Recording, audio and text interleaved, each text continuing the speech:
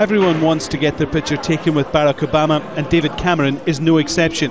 He's following in the footsteps of more famous leaders immortalised at London's Madame Tussauds, trying to maintain what's become known as the special relationship between the US and the UK.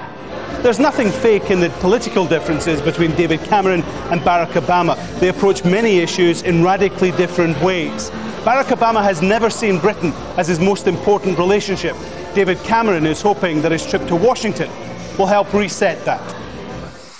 The two have met before, but this is David Cameron's first visit to Washington as Prime Minister.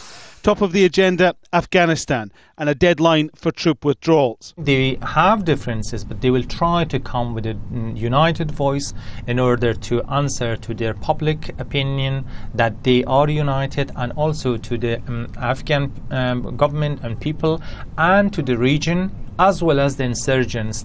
Then there's BP, the Gulf of Mexico slick, and if the company played a part in the release of the Lockerbie bomber. The UK government was in talks with the Libyan government, and BP merely asked them to get a move on the grounds, quite reasonable grounds, that this was affecting their commercial interests. And for a complaint to come out of the US, which is the capital of all political lobbying, strikes me as being slightly hypocritical.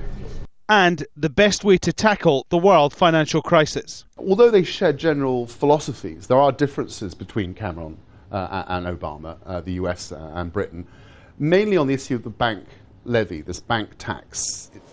Winston Churchill coined the phrase special relationship in describing US-UK links. Reagan and Thatcher, Bush and Blair showed it existed and flourished. David Cameron says he wants a less needy relationship, but accepts the UK is the junior partner. If you have to rely on someone strategically often, then are they junior?